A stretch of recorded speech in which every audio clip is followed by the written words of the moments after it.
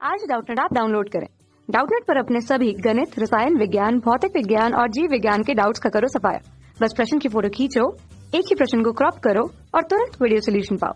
अभी डाउनलोड करें। नमस्कार दोस्तों, हमारा प्रश्न है कि दोस्तों यहाँ पर हमें प्रश्न बोला गया है कि निम्न में से नायलॉन किसका उदाहरण है। ये हमें प्रश्न पूछा गया है, ठीक है। और साथ में दोस्तों यहाँ पर हमारे पास 4 विकल्प दिए गए और हमें बताना है दोस्तों ये जो हमारा बहुलक है, यहाँ पर हमें जो बहुलक दिया गया है ये कौन सा पूछा गया है, नायलॉन के बारे में पूछा गया है, ठीक है। तो दोस्तों हम जानते हैं कि नायलॉन के जो हमारे बहुलक हैं, ठीक है, इसमें से दोस्तों हम उदाहरण के तौर पे किसको ले लेते हैं, नायलॉन 6 को ले लेते हैं, ठीक है।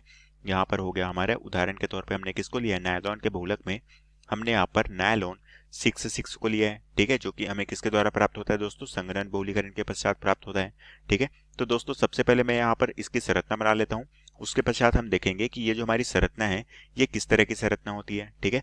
तो दोस्तों यहाँ पर हम जानते हैं कि नायलॉन 6 की जो संरचना बनेगी ये किस तरह से होगी। ये होता है दोस्तों हमारा NH समूह, एकल बंध से जुड़ा होगा दोस्तों हमारे CH2 से। CH2 के यहाँ पर 6 मॉलिक्यूल होंगे, साथ में एकल बंध के साथ हमारा NH समूह से जुड़ेगा। यहाँ पर दोस्तों एकल बंध के साथ कार्बन और ये कार्बन द्विबंध के साथ ऑक्सीजन से, साथ में इसी तरह से दोस्तों यहाँ पर होता है हमारा CH2 समूह, ठीक है। यहाँ पर इसके कितने मॉलिक्यूल होंगे, यहाँ पर इसके 4 मॉलिक्यूल होंगे। इसी तरह से दोस्तों एकल बंध के साथ यहाँ पर कार्बन जो कि द्विबंध के साथ ऑक्सीजन से जुड़ेगा और यहाँ पर एकल बंध के साथ इस तरह से। ये होती है दोस्तों हमारी किसकी, नायलॉन 6 बहुलक की संरचना, ठीक है। अब दोस्तों अगर मैं इस संरचना में बात किया जाए तो इस संरचना के आधार पर अगर हम देखें तो इस कार्बन के साथ दोस्तों हमारे क्या जुड़ा हुआ है, NH समूह जुड़ा हुआ है।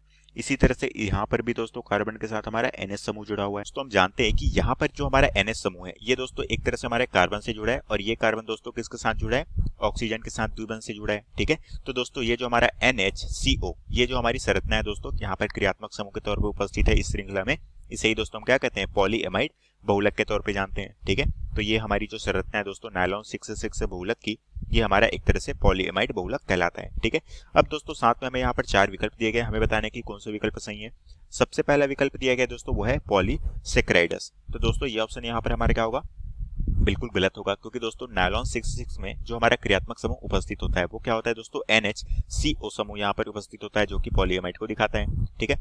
इसी तरह से दोस्तों दूसरा ऑप्शन दिया गया है जो कि है पॉलीएमाइड, तो ये ऑप्शन दोस्तों हमारे क्या होगा, ऑप्शन बी यहाँ पर हमारा बिल्कुल सही उत्तर होगा।